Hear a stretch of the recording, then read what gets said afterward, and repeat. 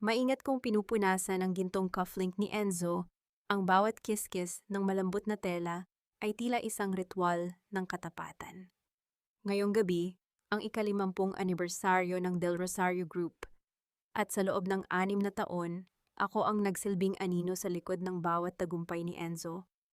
Ako ang nag-ayos ng mga gusot sa kaniyang kumpanya, ako ang kumuha ng sisi sa mga palpak na transaksyon, at ako ang tapat na nag-abang sa kaniyang pag-uwi.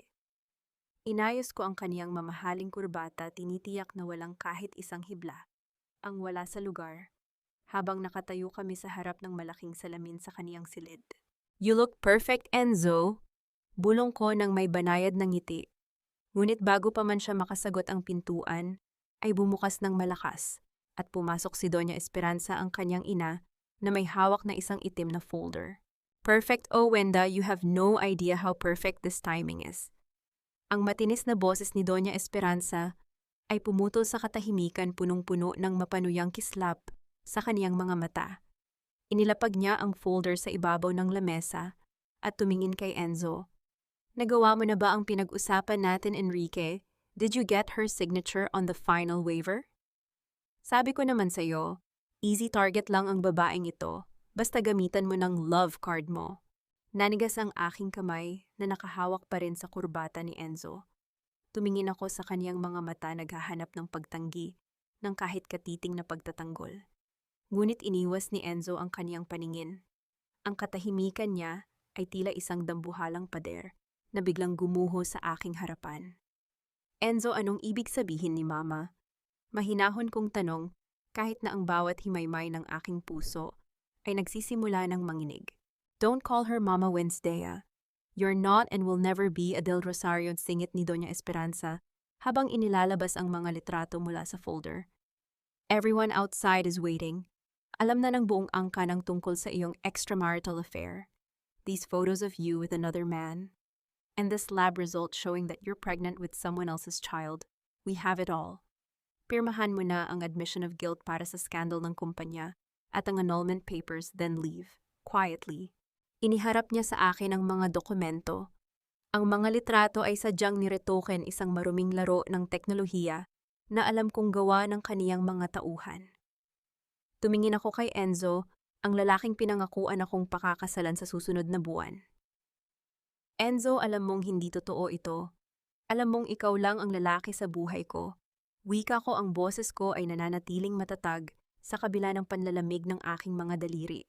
Huminga ng malalim si Enzo, sa wakas ay tumingin siya sa akin, ngunit walang bakas ng pagsisisi sa kanyang mukha. "Wenda, let's be rational. Ang kumpanya ang priority dito. Kailangan ng fall guy para sa nawawalang pondo, at ikaw ang pinaka-logical na choice. About the pregnancy, it doesn't matter whose it is. I can't protect you anymore. Isipin mo na lang na ito ang huling sakripisyo mo para sa akin." Sa sandaling iyon, ang init na nararamdaman ko para sa lalaking ito ay tuluyan ng naging yelo. Ang 3 taon ng pagsasama, ang 6 na taon ng paglilingkod, lahat ay itinapon niya para lamang sa kaniyang pangalan. Isang malalim at malamig na rasyonalidad ang biglang bumalot sa aking isipan. Ang Wednesday na martir ay dahan-dahang pumanaw, at mula sa kaniyang abo isang bagong nilalang ang sumilang. Hindi ako sumigaw, hindi ako nagmakaawa. Sa halip, lumakad ako patungo sa lamesa. Kinuha ko ang panulat na ginto ni Enzo. Ang kanyang ina ay nakangiti na ngayon, akala ay nakuha na ang kanyang gusto. Binasa ko ang bawat salita sa dokumento ng mabilis ngunit mabusisi. Nakita ko ang butas sa Section 4 tungkol sa intellectual property rights. Nilagdaan ko ang bawat pahina ng dutkwat. Ang bawat guhit ng aking pirma ay tila isang sumpa na nakaukit sa papel. "Ayan," wika ko habang inilalapag ang panulat ng walang ingay. Pumirma na ako, pero bago ako lumabas, may isang bagay ka pang nakalimutan, Doña Esperanza. Dahan-dahan kong hinubad ang aking engagement ring. Tinitigan ko ang brilyante nito bago ko ito inihulog sa loob ng baso ng mamahaling alak na nakapatong sa lamesa. Ang tunog ng gintong tumama sa kristal ay umaling-aungaw sa tahimik na silid, tila isang hudyat ng katapusan. "Keep the ring, Enzo. It matches the coldness of your heart." Malamig kong wika habang nakatingin ng diretso sa kaniyang mga mata. Nakita ko ang biglang pagdaan ng kaba sa kaniyang paningin. Kinuha ko ang aking bag at bago sila makapagsalita, may isang maliit na microchip akong palihim na binunot mula sa ilalim ng lamesa. Ang device na ako mismo ang nag-install noong nakaraang buwan nang magsimula akong makaramdam ng hinala. Wednesday await, saan ka pupunta sa gitna ng ulan? Ang pasigaw na tanong ni Doña Esperanza habang palabas na ako ng pinto. Hindi ko siya nilingon. Lumakad ako sa pasilyo ng mansyon habang ang lahat ng mga kamag-anak ni Enzo ay nakatingin sa akin ng may pandidiri at pangungutya. Pagbukas ko ng dambuhalang pintuan, ang malakas na buhos ng ulan at ang dagundong ng kulog ay sumalubong sa akin. Naramdaman ko ang isang matalas na kirot sa aking tiyan. Doon ko naalala ang sinabi ng aking doktor kaninang umaga, bago mangyari ang lahat. Kambal, may dalawang buhay sa loob ko na hindi kailanman magiging pag-aari ng mga Del Rosario. Sumakay ako sa aking sasakyan at pinaandar ang makina. Sa pamamagitan ng rearview mirror, nakita ko ang anino ni Enzo sa bintana ng mansyon. Ang bawat patak ng ulan na ito, Enzo, ay ibabalik ko sa inyo bilang baha ng inyong sariling pagkawasak, pabulong kong wika, habang mabilis na pinapatakbo ang sasakyan palayo sa impyernong iyon. Kinuha ko ang aking telepono at pinindot ang isang lihim na contact. Lolo carding ako, ito si Wenda. Handa na ang mga piyesa, papunta na ako sa Negros. Ang gabi ay madilim at ang kalsada ay mapanganib, ngunit sa unang pagkakataon, sa loob ng maraming taon, ang aking isipan ay malinaw. Ang digmaan ay nagsisimula pa lamang at sisiguraduhin kong sa huli, ako ang huling reynang nakatayo. 6 na taon. 6 na taon ang itinagal ko upang muling buuin ang bawat piyesa ng aking pagkatao na winasak ng mga Del Rosario. Sa loob ng maliit kong paggawaan dito sa Negros, hindi lamang mga sirang radyo o laptop ang aking binubuhay. Binubuhay ko rin ang bawat matalas na plano na sadyang itinago ko sa madidilim na kanto ng aking isipan. Ang amoy ng tingga at ang init ng soldering iron ay tila isang gamot na nagpapatigas sa aking puso, isang pusong kasing tigas na ngayon ng bakal. Maingat kong isinara ang likuran ng isang high-end na server na ipinagawa ng isang malaking kumpanya ng asukal dito sa Bacolod. Wala pang 5 minuto ang kanina ay patay na makina ay muling umugong ng may buhay. Sa mundong ito, kung hindi mo alam kung paano ayusin ang mga sirkito, ikaw ang unang masusunog. At ako ang reyna ng mga sirkito. Mommy, the diagnostic check is complete. 98% efficiency na po ang system, wika ni Jada, ang aking 6 na taong gulang na anak. Ang kaniyang boses ay tila isang malambing na musika sa aking pandinig, ngunit ang talino sa kaniyang mga mata ay tila sa akin matalas at mapanuri. Good job, Jada. Jace, nasaan ang kapatid mo? Tanong ko habang pinupunasan ang aking mga kamay na may bahid ng uling. Nasa labas po, Mommy. Binabantayan ang perimeter security, sagot ni Jace habang pumasok sa shop, bit-bit ang isang maliit na drone. Ang aking kambal ay hindi lumaking kasing lambot ng mga bata sa Maynila. Sa murang edad, alam na nila ang kahalagahan ng pagiging rasyonal. Alam nila na sa labas ng aming shop ang mundo ay puno ng mga lobong nakasuot ng mamahaling suit. Umupo ako sa aking lamesa at binuksan ang telebisyon. Isang balita ang agad na kumuha ng aking atensyon. Ang Del Rosario Group ay nahaharap sa isang malaking security breach. Milyon-milyong pondo ang nawawala at ang kanilang digital firewall ay tuluyan ng gumuho. Isang malamig na ngiti ang sumilay sa aking mga labi. Alam ko ang bawat butas ng system na iyon dahil ako ang arkitekto ng unang version nito 6 na taon na ang nakalilipas. Mommy, look! May kotseng itim na tumigil sa tapat bulong ni Jace habang nakatingin sa monitor ng aming security camera. Naramdaman ko ang mabilis na pagdaloy ng adrenaline sa aking mga ugat. Hindi takot kundi ang matagal ko nang hinihintay na pagkakataon. Isang mamahaling SUV ang huminto sa harap ng aking shop na gawa sa kahoy at semento. Ang tunog ng pagpihit ng gulong sa tuyong lupa ay tila isang hudyat ng simula ng aking paghihiganti. Bumaba mula sa sasakyan ang isang babaeng nakasuot ng napakatalas na corporate suit. Si Lucinda Villamor, ang aking pinsan.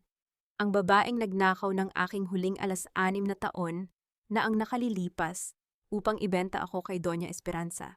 Ngunit ngayon, wala ang kaniyang mapagmataas na aura. Ang kaniyang mukha ay maputla at ang kaniyang mga mata ay puno ng desperasyon. Jace, Jada, pumunta na kayo sa loob ng silid. Huwag kayong lalabas hanggat hindi ko sinasabi mahinahon, ngunit mariin kong utos.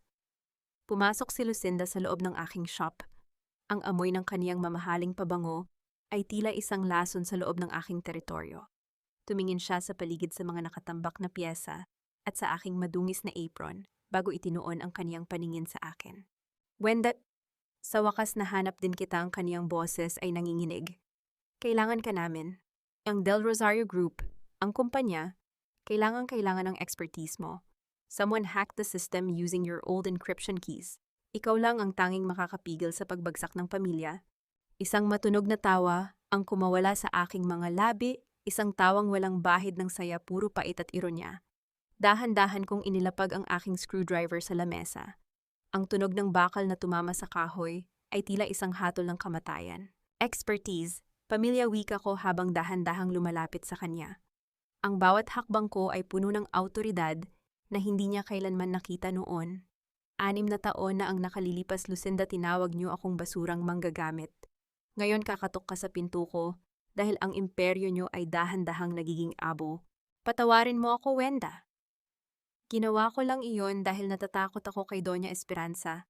Pero ngayon pati ako ay balak na niyang isakripisyo ang pagmamakaawa ni Lucinda habang pilit na humahawak sa aking braso. Mabilis kong iniwas ang aking braso. Ang pandidiri sa aking mga mata ay sapat na upang mapaurong siya. Ang katarungan ay hindi dumarating sa pamamagitan ng pagmamakaawa, Lucinda. Dumarating ito sa pamamagitan ng logic.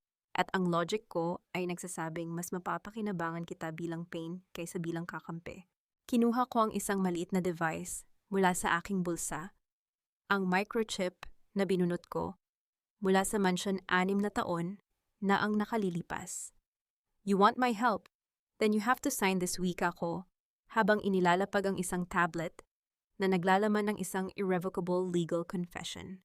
Napakunot ang noo ni Lucinda. Ano ito? Ang tiket mo para hindi mabulok sa kulungan kasama ni Doña Esperanza, malamig kong sagot. Pirmahan mo yan at aayusin ko ang security breach ng kumpanya nyo.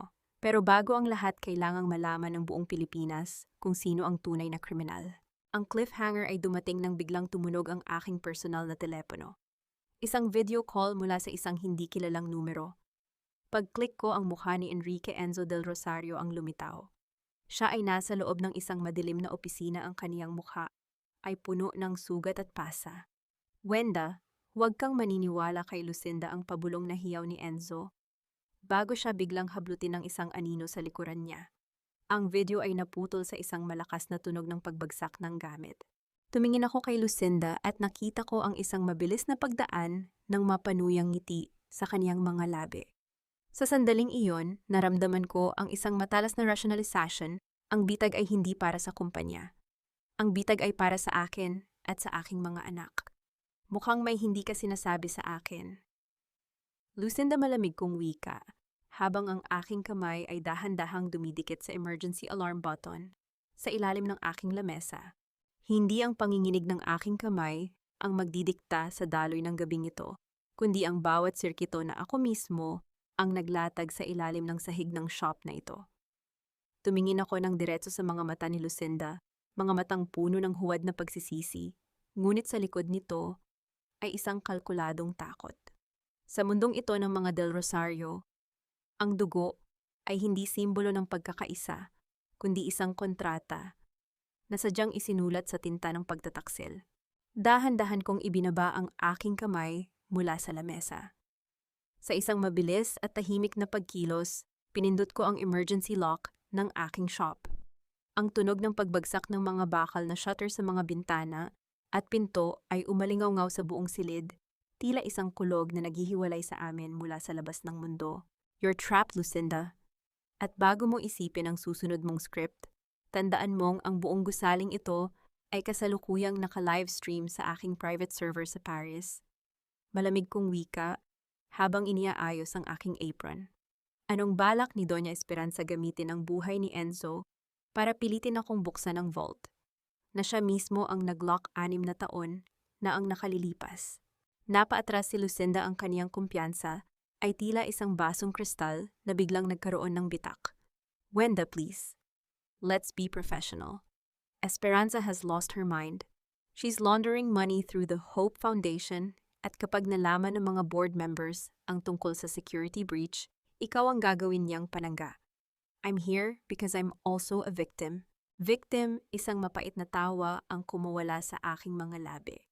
Lumapit ako sa kanya, ang bawat hakbang ko ay puno ng awtoridad na hindi matitibag ng kahit anong emosyon. Ikaw ang nagnakaw ng aking hard drive. Ikaw ang nagbigay ng testimonya na pinalabas akong baliw at irresponsableng ina. You sold your soul for a title, Lucinda. At ngayon sasabihin mong biktima ka. Biglang lumuhod si Lucinda sa harap ko. Ang kanyang mamahaling suit ay nabahiran ng uling mula sa sahig. Anak ako sa labas ng kanyang kapatid Wenda, I was raised to be her puppet. Pero nung nakita ko ang kambal, nung nakita ko sina Jace at Jada, na-realize ko na wala siyang ititira sa atin. She's planning to frame us both for the factory explosion 6 years ago. Naramdaman ko ang panalamig ng aking balat. Ang pamilyang pinagsilbihan ko ay hindi lamang mga magnanakaw. Sila ay mga mamamatay tao na handang sunugin ang nakaraan upang itago ang kanilang mga dumi. Hindi ang amoy ng gasolina na dahan-dahang gumagapang sa ilalim ng pinto ang nagpapakaba sa akin, kundi ang isang matalas na rationalization. Ang bawat bagay sa shop na ito ay replaceable, pero ang katarungan para sa aking mga anak ay hindi. Habang naririnig ko ang mahinang tunog ng pagtulo ng likido sa labas at ang boses ni Pilar na tila isang sirang plaka sa kaniyang live stream, dahan-dahan kong binuksan ang aking huling software update. Sa mundong ito, hindi mo kailangang sumigaw para marinig. Kailangan mo lang i-hack ang tamang frequency. Tinitigan ko si Lucinda na nanginginig sa isang sulok. Ang kaniyang mga kamay ay nakatali ng kable ng kuryente. Wenda, we have to go. Susunugin nila tayo rito, ang pabulong niyang hiyaw. Ang kaniyang taglish ay puno ng desperasyon. Stay still, Lucinda. Kung gusto mong mabuhay, panoorin mo kung paano ko gagawing katatawanan ng marites na yan sa harap ng buong bansa. Malamig kong sagot. Ang bawat pagpindot ko sa keyboard ay naglalabas ng matatalas na mechanical na tunog sa loob ng madilim na silid. Sa monitor nakita ko ang screen ni Pilar. Mahigit 10,000 tao na ang nanonood sa kaniyang live stream. Ayan na guys, amoy na ang ebidensya. Susunugin ni Wenda ang shop para mawala ang mga nakaw na ebidensya laban sa kanya, ang sigaw ni Pilar sa kaniyang camera, habang ang mga armadong lalaki sa likuran niya ay nagsisimula ng maglabas ng mitsa. Isang matalim na ngiti ang sumilay sa aking mga labi. Sa isang mabilis na command, kinuha ko ang control sa kaniyang cellphone. Sa gitna ng kaniyang paghihisterya, ang audio ng kaniyang live stream ay biglang napalitan. Hindi na ang kaniyang boses ang naririnig ng mga viewers, kundi ang recording ng usapan nila ni Doña Esperanza noong nakaraang gabi, isang file na nakuha ko mula sa spyware na itinanim ko. Pilar, siguraduhin mong maraming manonood kapag sinunog ang shop. I want her dead and her reputation buried in ashes. Here's the first half of your payment, ang boses ni Esperanza ay umalingaw-ngaw sa libu-libong cellphone ng mga nanonood. Napatigil si Pilar. Ang kaniyang mukha sa screen ay naging kasing putla ng isang bangkay nang makita niya ang mga comments na mabilis na nag-iiba ng direksyon. Ang mga taong kanina ay sumusumpa sa akin ngayon ay isinusuka na siya. Ano ito? Anong nangyayari sa phone ko? Ang nanginginig na tinig ni Pilar. Lumingon siya sa mga lalaki sa kaniyang likuran na ngayon ay tila naguguluhan din. Turn off the camera, Pilar. Ngayon din ang sigaw ng isa sa mga armadong lalaki na sa wakas ay nahalatang hindi ito isang ordinaryong glitch. Hindi niya magagawa iyan, bulong ko sa hangin habang pinapanood ko sa drone footage ang pagkataranta nila. Kinuha ko ang aking tactical bag at binuhat ang kambal. Jace, Jada, isuot ang inyong mga mask. Sa likod tayo lalabas. Mommy, what about the shop? Tanong ni Jace, ang kaniyang boses ay matatag sa kabila ng tension. The shop is a weapon, Jace. At sa gabing ito ang magiging mitya ng kanilang pagkawasak, tugon ko. Sa gitna ng kadiliman, dahan-dahan kaming bumaba sa isang lihim na lagusan. Sa ilalim ng aking workbench, isang lagusang ako mismo ang humukay sa loob ng 6 na taon para sa ganitong senaryo. Habang gumagapang kami palabas, narinig ko ang malakas na tunog ng pagpihit ng pinto ng shop sa itaas. Pumasok na sila.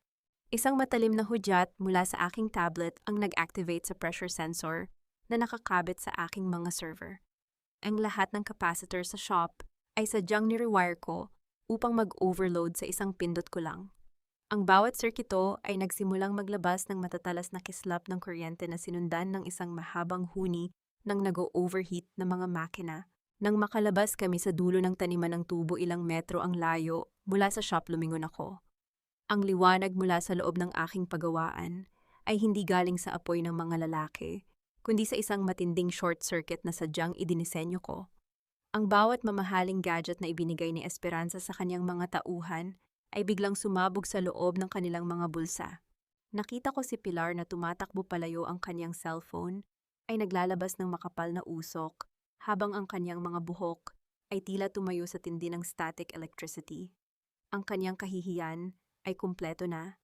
Ang kanyang career bilang marites ng bansa ay naglaho sa loob ng isang gabi. Is it over, Wenda, ang nauutal na tanong ni Lucinda na sumunod sa amin, punong-puno ng dumi ang kaniyang mukha. This is just the diagnostic phase, Lucinda, malamig kong sagot, habang binubuksan ang pinto ng aking nakatagong sasakyan. Ang susunod na move ay ang pagbawi sa kung ano ang kinuha nila sa akin. Tiningnan ko ang coordinate sa aking tablet. Ang signal ni Enzo ay gumagalaw. Papunta ito sa warehouse sa dulo ng Negros. Ngunit may napansin akong kakaiba, may isa pang signal na sumusunod sa kanila at ang encryption nito ay kasing pamilyar ng aking sariling gawa.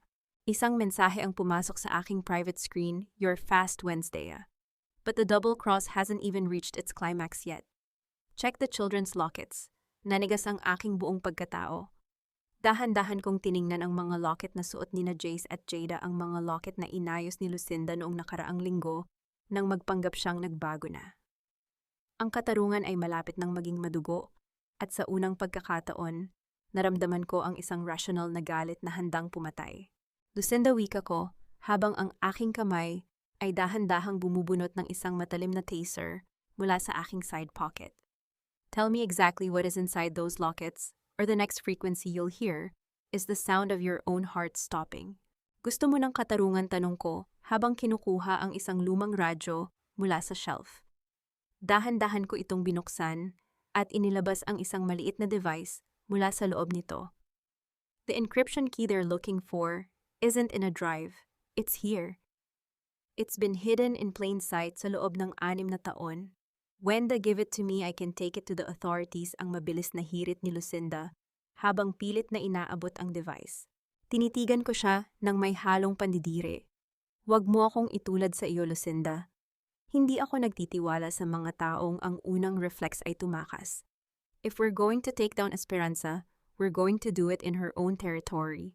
Sa gitna ng grand gala bukas ng gabi, but we need Enzo, she will kill him, sigaw ni Lucinda. I know, sagot ko habang binubuksan ang monitor na nagpapakita ng GPS coordinate ng huling tawag ni Enzo. At alam ko rin kung nasaan siya. He's not in Manila. He's here sa abandonadong warehouse ng Del Rosario sa dulo ng Negros.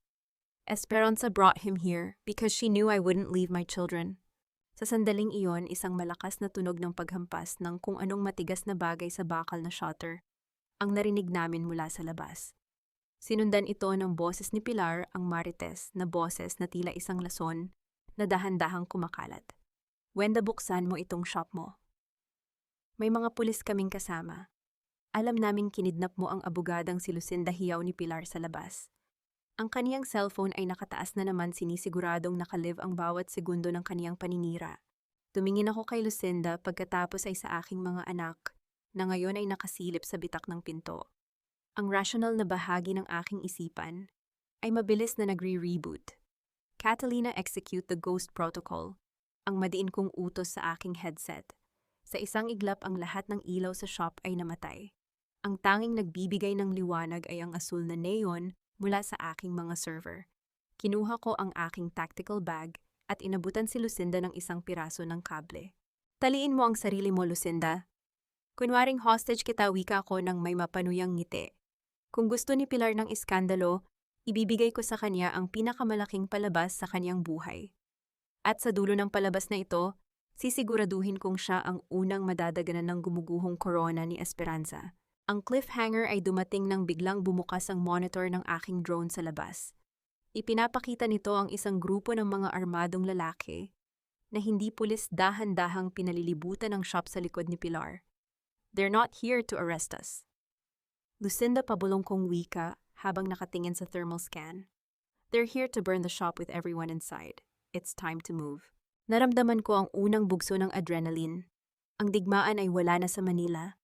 Ito ay narito na sa aking pintuan. At sa gabing ito, papatunayan ko sa kanila na ang reynang gawa sa bakal ay hindi kailanman natutunaw sa apoy. Huwag mong subukang umiyak, Lucinda.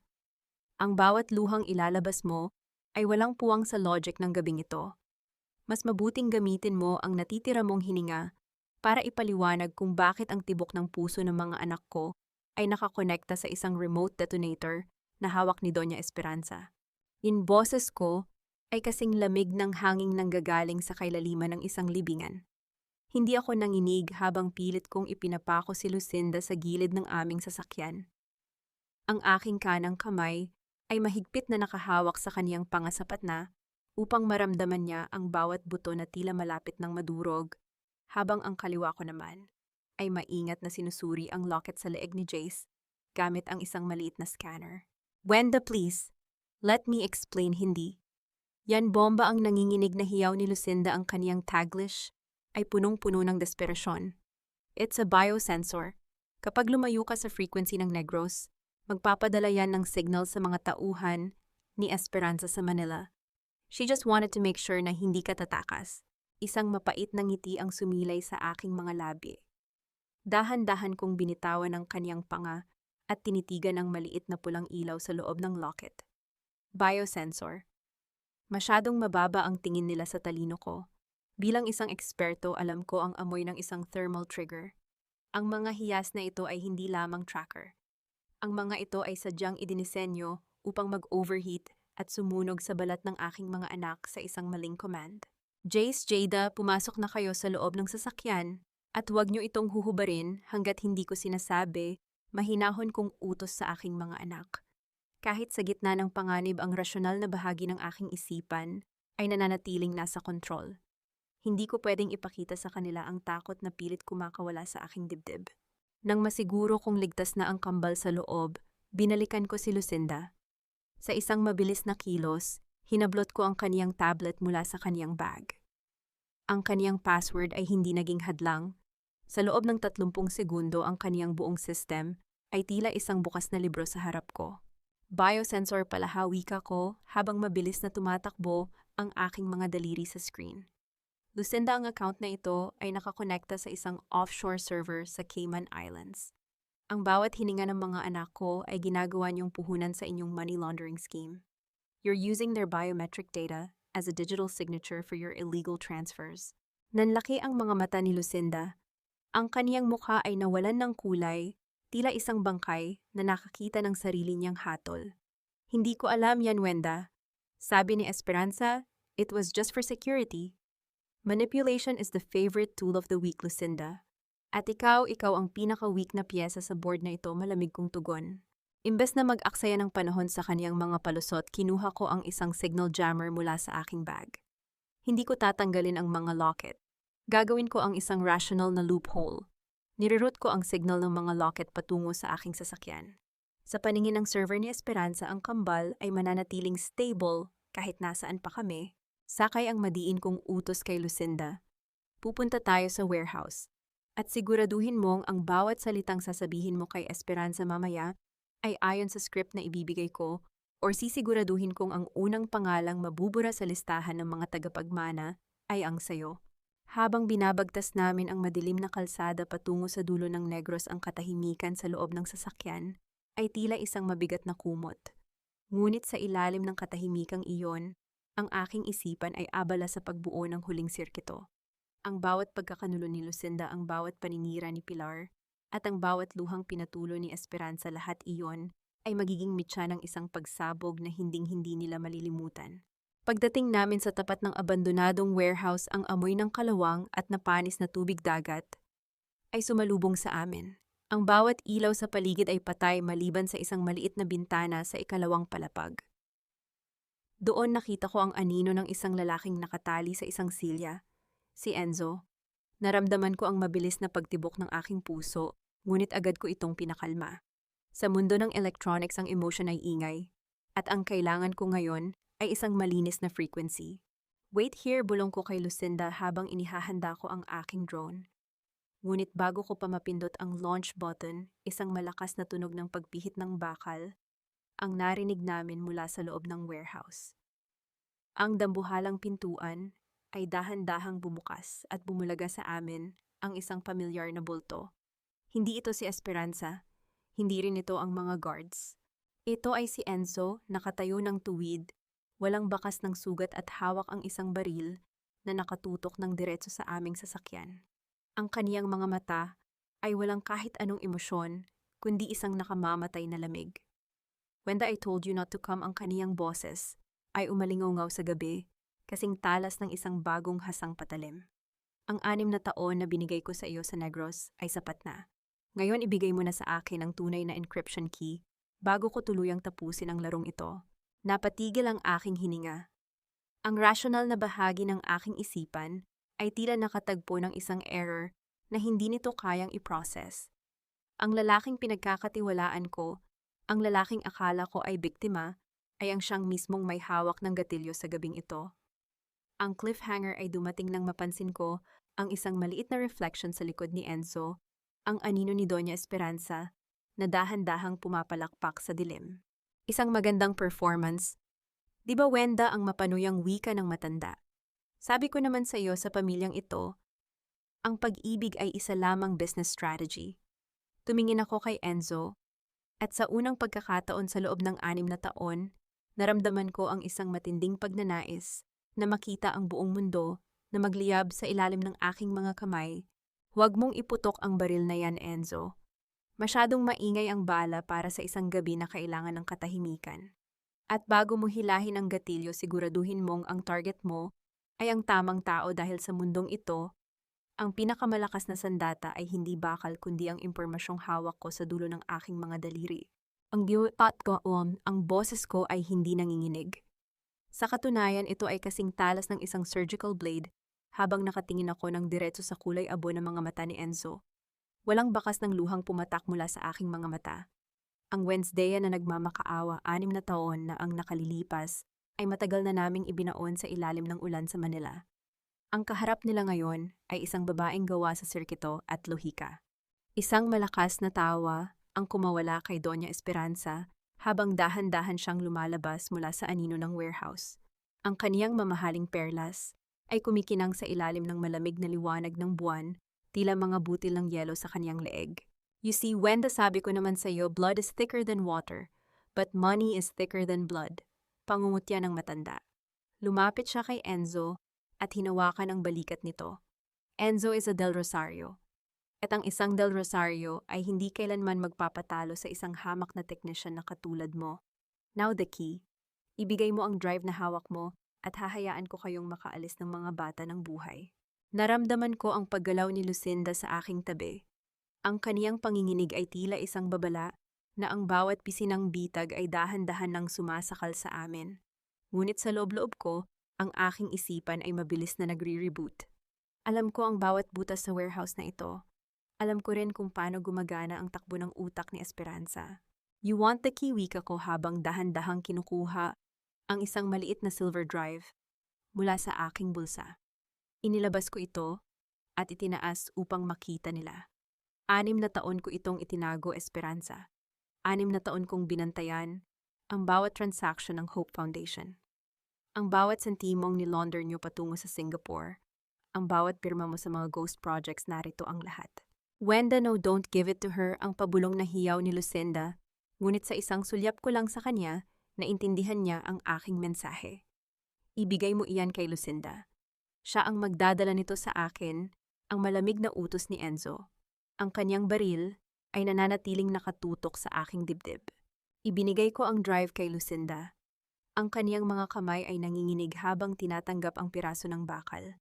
Mabilis siyang tumakbo patungo kay Doña Esperanza, tila isang asong nananabik sa premyo ng kaniyang amo. Pagkaabot ng drive, nakita ko ang tagumpay sa mga mata ng matanda. Finally, bulong ni Esperanza habang sinusuri ang drive. The encryption key that will erase all my tracks. With this, the Del Rosario name will remain untouchable.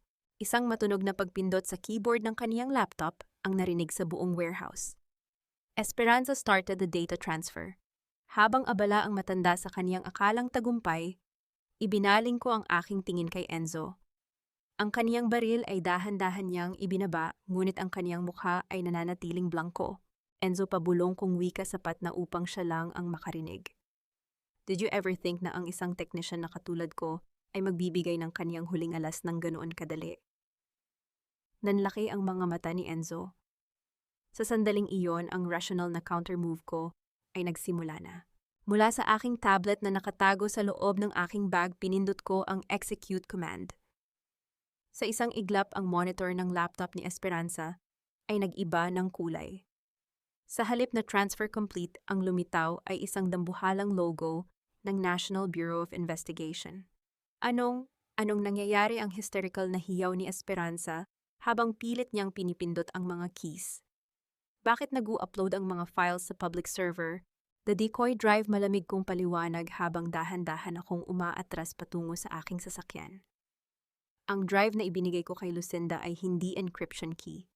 Ito ay isang malware na sadyang idinisenyo upang i-download ang lahat ng laman ng iyong laptop at i-upload ito ng direkta sa bawat news portal sa Pilipinas. At ang mas maganda, ginamit nito ang biometrics ni Lucinda bilang digital signature. In short, Esperanza, you just confessed your crimes to the whole world using your own niece's hand. Bumagsak ang laptop sa sahig. Ang mukha ni Esperanza ay nawalan ng kulay, tila isang bangkay na nakakita ng sariling hatol. Si Lucinda naman ay napaatras, ang kaniyang takot ay napalitan ng isang matinding banta ng pagkakakulong. Hayop ka, wenda, sigaw ni Esperanza habang inuutusan ng kaniyang mga guards na sumugod. Ngunit bago pa sila makakilos, isang malakas na tunog ng mga sirena ang umalingaw-ngaw mula sa labas ng warehouse. Ang mga ilaw ng asul at pula ay nagsimulang pumasok sa bawat bitak ng gusali. Tumingin ako kay Enzo. Inasahan kong tatakas siya, ngunit nanatili siyang nakatayo doon. Sa isang mabilis na kilos, itinutok niya ang kaniyang baril sa sarili niyang mga guards. Hinaharangan ang kanilang daan patungo sa akin. Run, Wenda, take the kids and go, ang pasigaw na utos ni Enzo.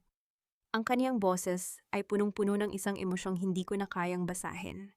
Mabilis akong pumasok sa sasakyan at pinaandar ang makina. Sa pamamagitan ng rearview mirror, nakita ko ang kaguluhan sa loob ng warehouse habang pumapasok ang mga awtoridad.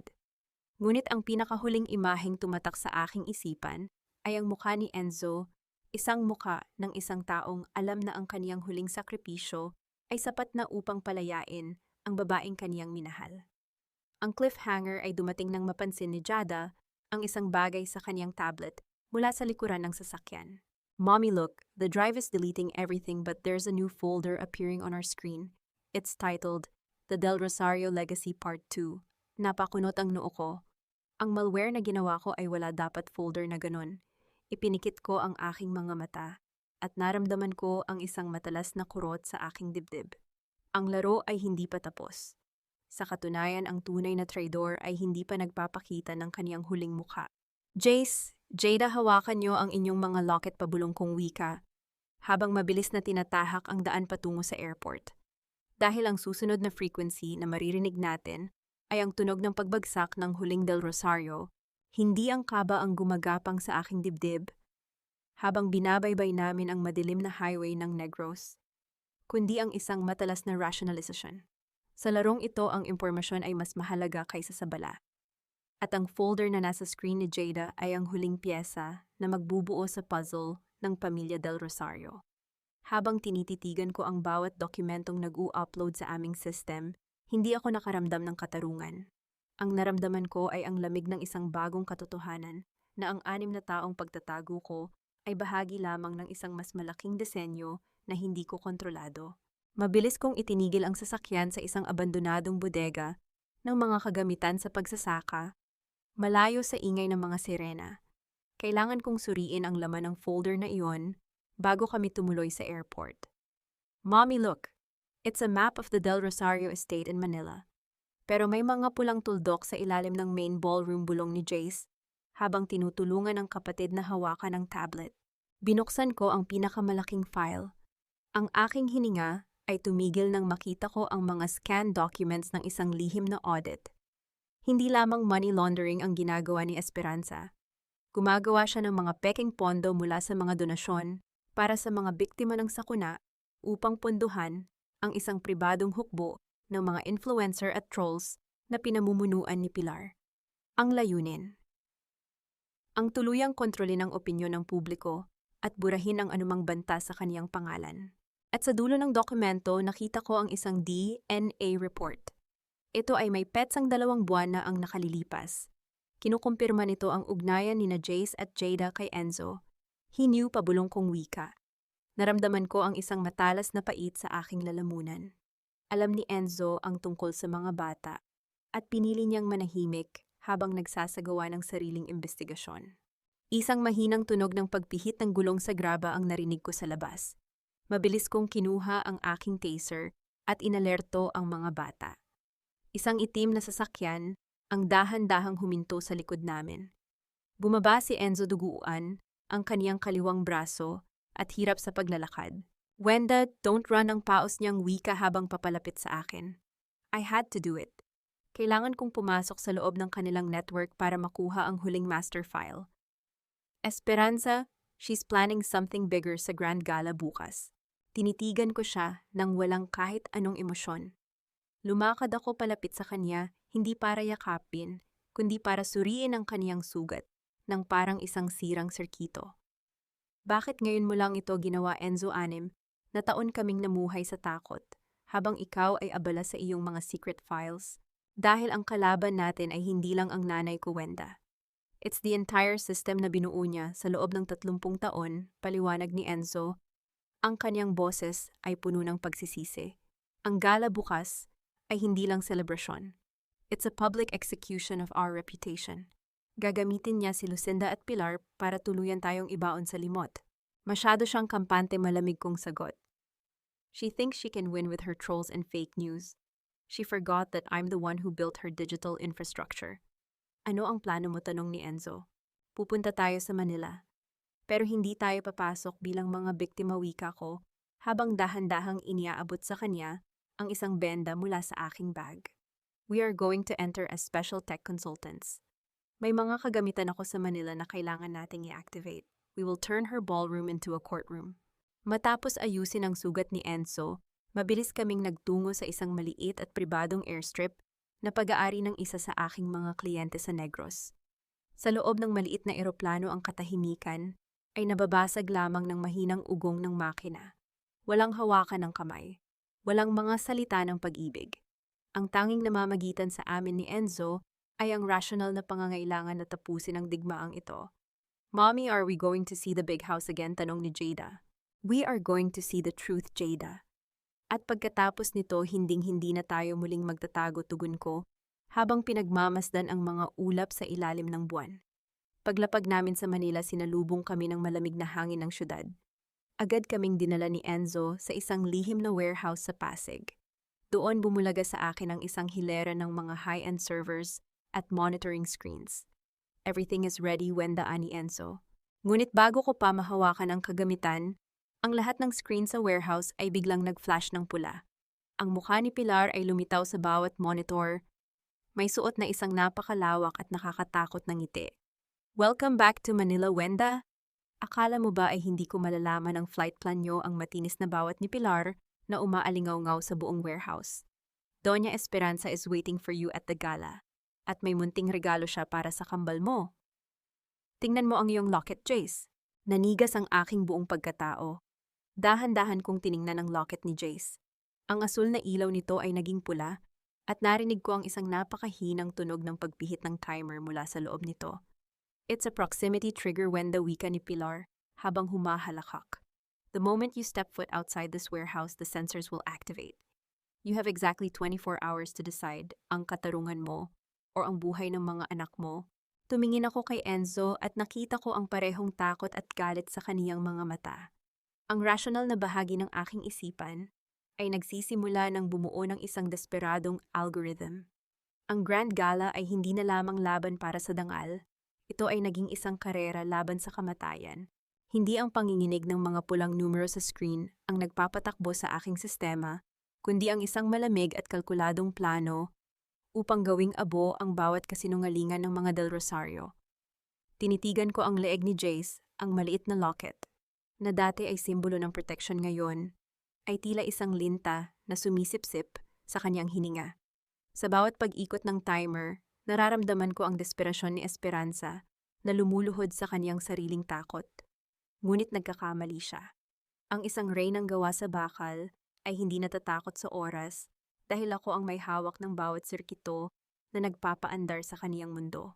Wenda, we need to call the bomb squad. Hindi natin pwedeng hayaang tumakbo ang oras ang pasigaw na hiyaw ni Enzo.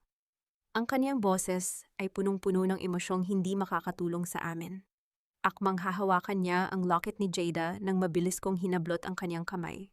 Enzo, stop. Let's be rational. Malamig kong wika ang aking mga mata ay nananatiling nakapako sa diagnostic monitor. The moment a foreign frequency touches those sensors, it will trigger the thermal overload. Ang bomb squad ay kailangan ng 3 oras para lang ma-analyze ang encryption na ako mismo ang gumawa 6 na taon na ang nakalilipas. I don't have 3 hours. I only have my brain and this server. Mabilis kong ikinonekta ang mga locket sa aking mainframe gamit ang mga fiber optic cables. Ang bawat pagpindot ko sa keyboard ay naglalabas ng matatalas na command sa screen. Sa kabilang monitor ang mukha ni Pilar ay nananatiling nanunuya. Tila ba isa siyang Diyos na nakatingin sa kaniyang mga biktima. 23 hours left, Wenda. How does it feel to be the smartest woman in the room but unable to save your own blood, pangungutya ni Pilar? Hindi ko siya sinagot. Sa halip, inactivate ko ang frequency cloning. Kung ang proximity trigger ay nakadepende sa distansya ko mula sa warehouse, kailangan kong lokohin ang server ni Esperanza na hindi ako umaalis sa pwesto ko. Sa loob ng 3 minuto ang signal ay nag-stabilize. Ang pulang ilaw sa locket ay naging dilaw, isang pansamantalang panalo. Biglang tumunog ang aking personal na telepono. Si Doña Esperanza. Sinagot ko ito at inilagay sa speakerphone. Wenda, my dear, I hope you liked my little welcome gift. Ang malambing na boses ng matanda ay tila isang haplos ng ahas sa aking balat. The grand gala starts in a few hours. All the influential people in the country will be there. I'm going to announce Lucinda as the new face of the foundation. At Ikaw, you will be the ghost that will haunt the headlines tomorrow as the woman who killed her own children out of spite. Masyado kang maraming sinasabi para sa isang babaeng hindi man lang marunong mag-debug ng sarili niyang system. Esperanza, malamig kong tugon habang dahan-dahan kong ina-access ang kaniyang personal na microphone sa kabilang linya. You think you're holding the detonator? You're just holding a remote control na wala ng baterya. Check your private vault security logs. Mapapansin mong kanina pa nag-e-export ang bawat bank statement mo patungo sa Anti-Money Laundering Council. Narinig ko ang biglang pagpigil ng hininga ni Esperanza sa kabilang linya. Ang kaniyang kumpiyansa ay tila isang pader na unti-unti nang nagkakaroon ng bitak. What did you do? Ang kaniyang pabulong na hiyaw. I didn't just repair gadgets in Negros Esperanza.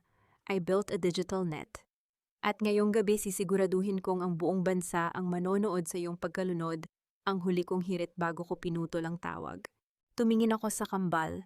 Jace and Jada remained still, their eyes showing a bravery that I didn't see in Enzo. Dahan-dahan kong hinawakan ang kanilang mga kamay, sinusukat ang kanilang pulso upang i-calibrate ang mga biosensors.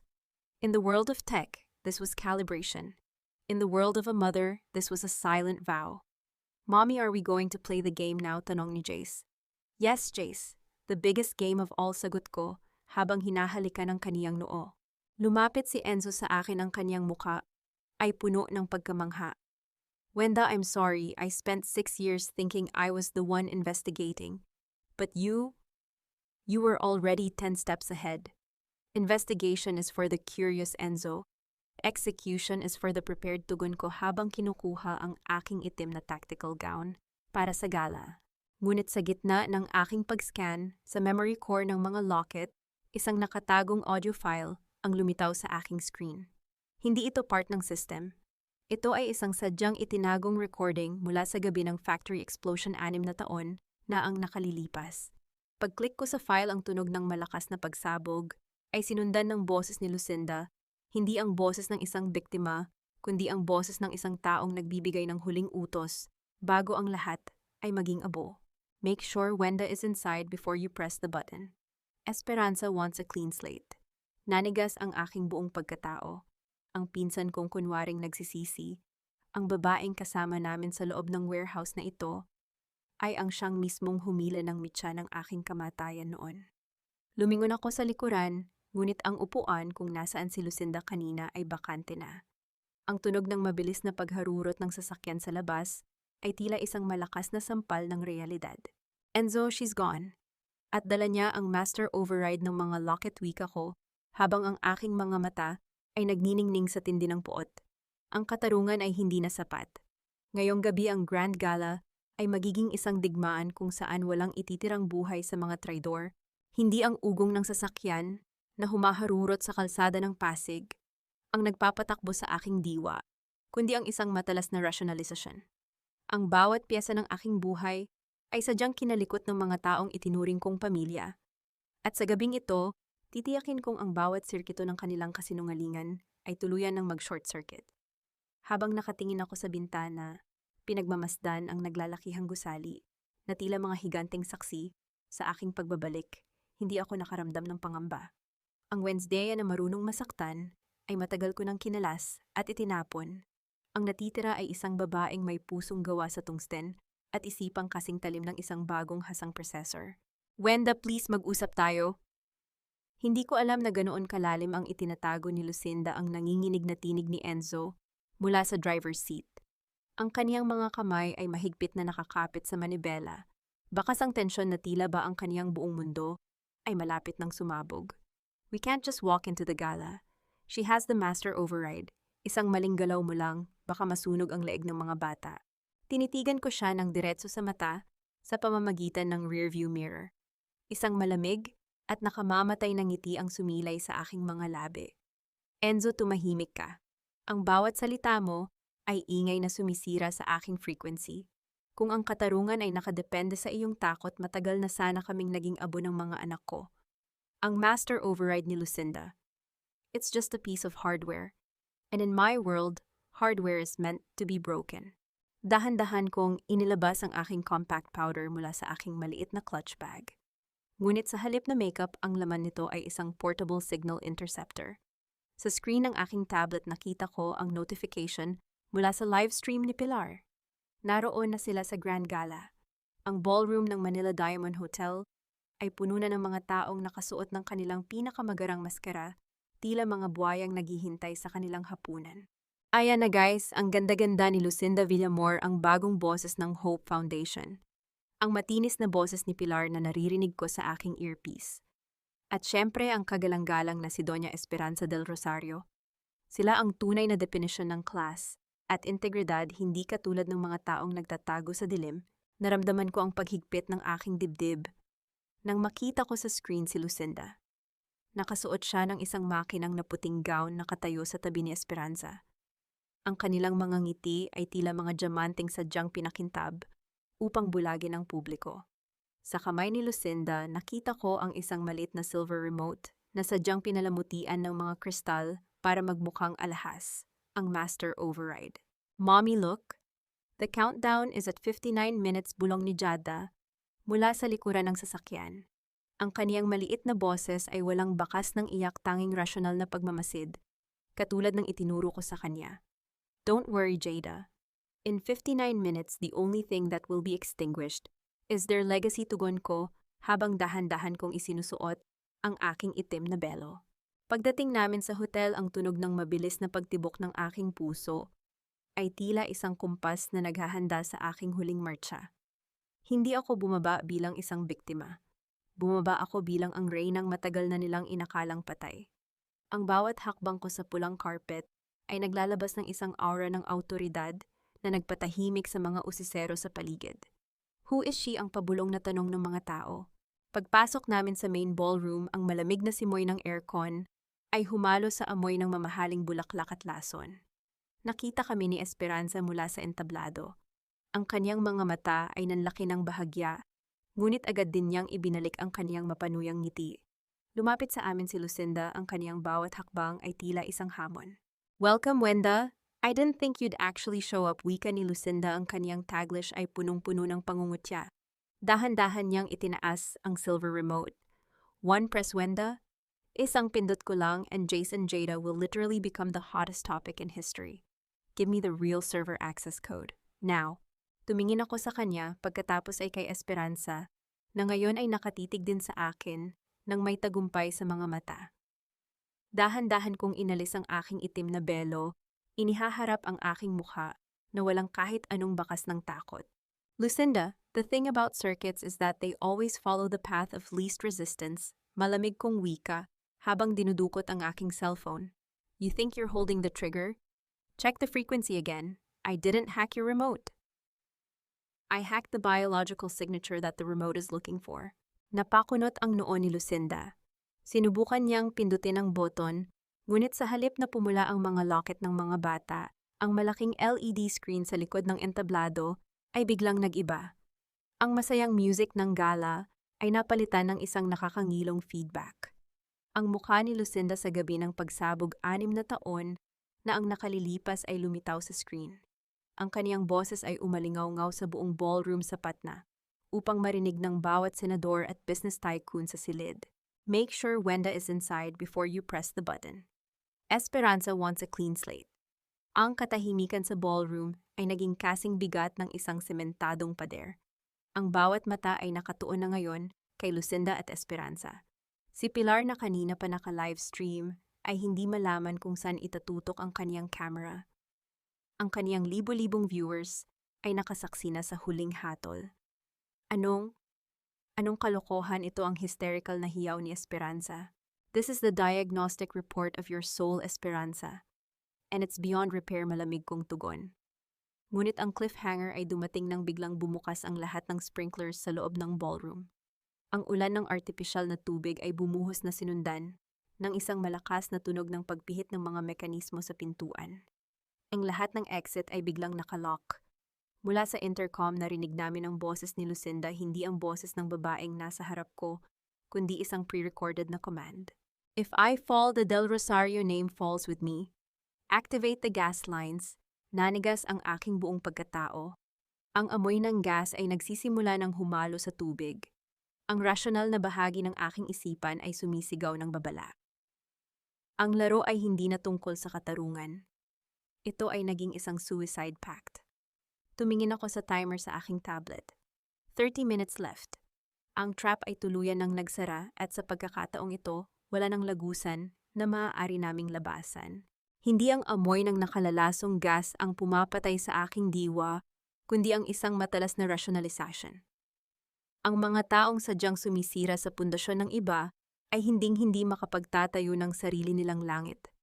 Habang ang buong ballroom ay nababalot ng usok at ang mga taong nakasuot ng mamahaling gown ay nagkakanya-kanyang takbo patungo sa mga nakalock na pinto.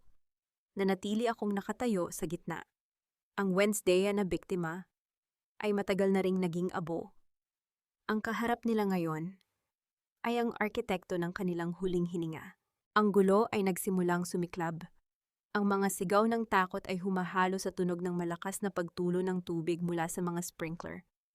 Nakita ko si Doña Esperanza na pilit na inuutusan ng kaniyang mga bodyguard na sirain ang pinto, ngunit pati ang mga ito ay abala na sa pagliligtas sa sarili nilang mga buhay. Sa kabilang dulo nakatayo si Lucinda, tila isang rebulto ng yelo habang nakatitig sa screen na nagpapakita ng kaniyang sariling katraydoran. Mommy, the air is getting heavy, bulong ni Jace habang hinihigpitan ng hawak sa aking kamay. Isusuot niyo ang inyong mga filter mask ngayon na ang mahinahon kong utos sa kambal. Kinuha ko ang aking tablet at mabilis na pumasok sa main HVAC system ng hotel. Enzo, kailangan nating i-override ang ventilation. Lucinda didn't just activate the gas, she blocked the exhaust fans. Wenda, take the kids to the service elevator. I'll go to the mechanical room, ang hiyaw ni Enzo. Ang kaniyang baril ay nakasukbit na sa kaniyang baywang at ang kaniyang mukha ay punong-puno ng determinasyon na matagal ko ring hindi nakita. No, Enzo. Logic dictates that the mechanical room is already rigged with explosives. Iyan ang ginawa nila 6 na taon na ang nakalilipas. Di ba malamig kong paalala habang mabilis na tumatakbo ang aking mga daliri sa screen? I already bypassed the main circuit kanina pang pagpasok natin. I just need 10 seconds to reverse the flow. Habang binibilang ko ang bawat segundo, lumapit sa akin si Esperanza. Ang kaniyang buhok ay basa na at ang kaniyang mukha ay punong-puno ng galit na hinaluan ng desperasyon.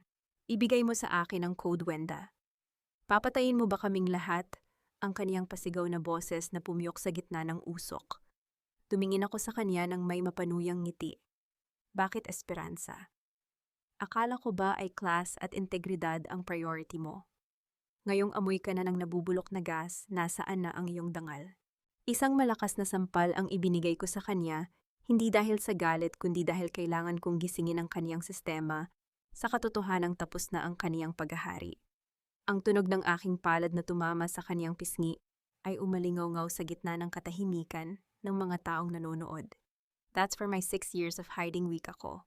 Sa isang iglap, ang mga exhaust fans ay muling umugong. Ang usok ay dahan-dahang hinigop pabalik at ang sariwang hangin ay pumasok sa ballroom. Ang lahat ay nakahinga ng maluwag maliban kay Lucinda. It's not over, hiyaw ni Lucinda habang inilalabas ang isang maliit na lighter. The gas lines are connected to the archive room in the basement. Kung hindi ako magiging tagapagmana, sisiguraduhin kong walang matitirang ebidensya ng money laundering nyo. Lucinda stop sigaw ni Enzo habang nagtatangkang lumapit. Ngunit bago pa man siya makakilos, isang malakas na tunog ng pagsabog ang yumanig sa buong hotel. Ang sahig ay tila gumalaw at ang mga ilaw ay nagsimulang mag-flicker bago tuluyang mamatay. Ang amoy ng sunog na papel at chemical ay pumailan lang mula sa basement. Mommy looked the archives, turo ni Jada sa monitor. Ipinapakita sa screen ang archive room na lalamunin na ng apoy. Nandoon ang lahat ng orihinal na dokumento na magpapakulong kay Esperanza habang buhay. Ngunit ang mas nakatatakot ay ang imahe ni Pilar na nakulong sa loob ng silid na iyon habang pilit na kinukuha ang kaniyang cellphone na nahulog sa gitna ng apoy. I have to go down there. The backup server is in that room, wika ni Enzo. Logic dictates, we should leave, Enzo. The structural integrity is failing, ang babala ko.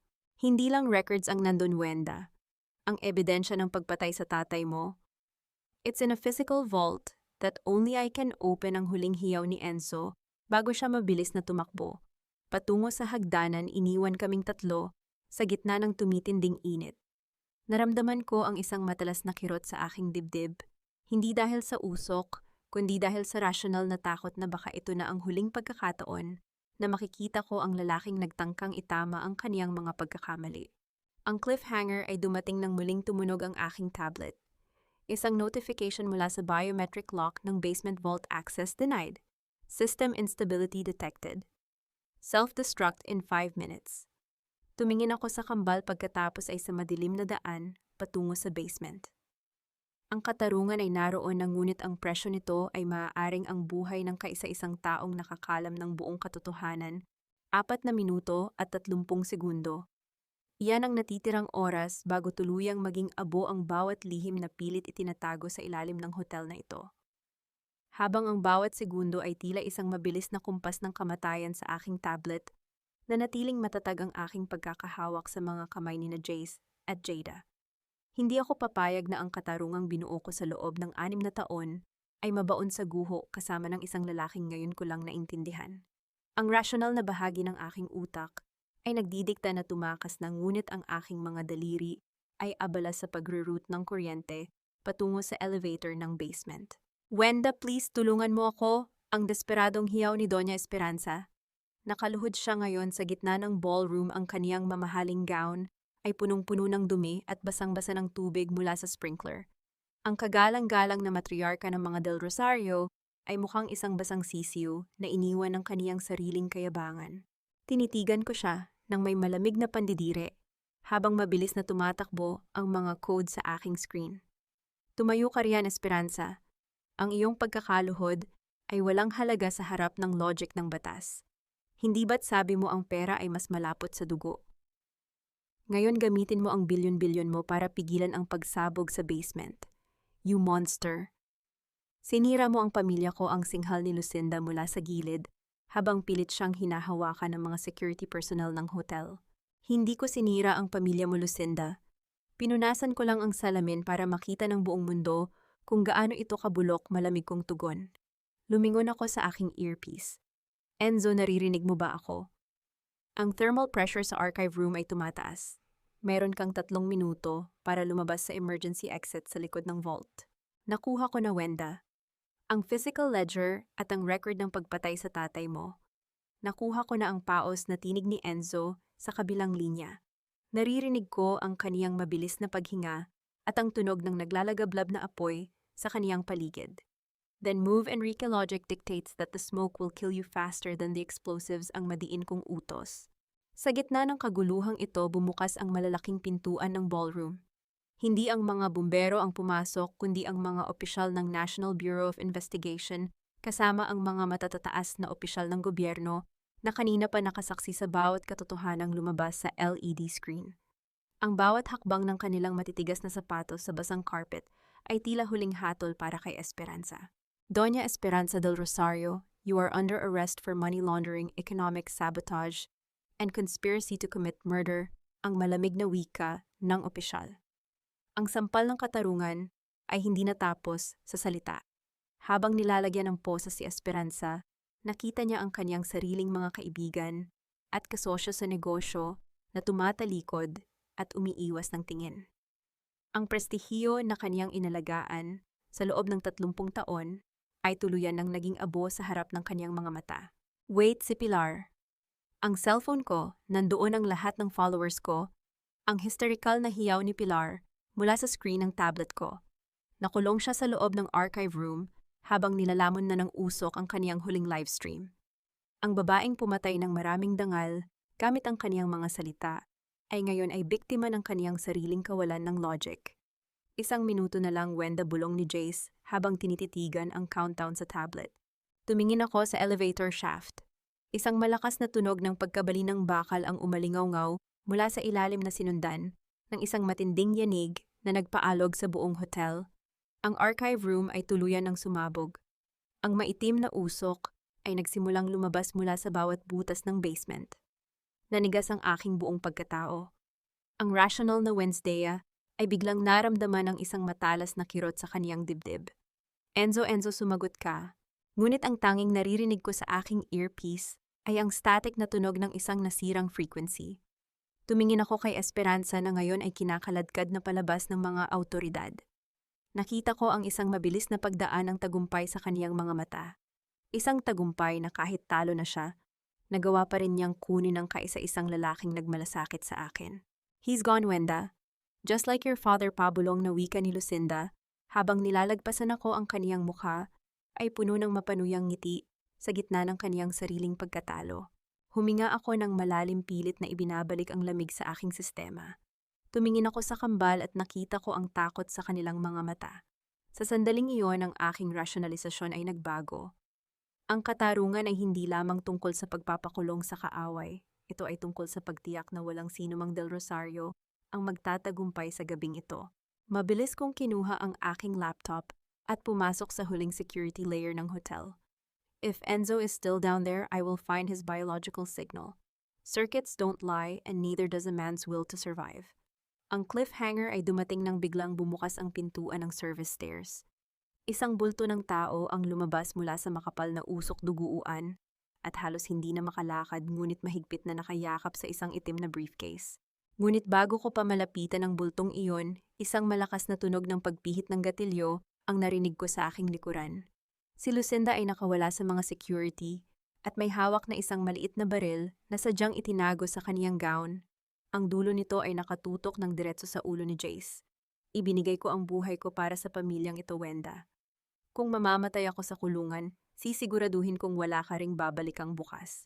Naramdaman ko ang panlalamig ng aking mga kamay, ngunit ang aking isipan ay mabilis na nagre-reboot. Ang digmaan ay hindi pa tapos.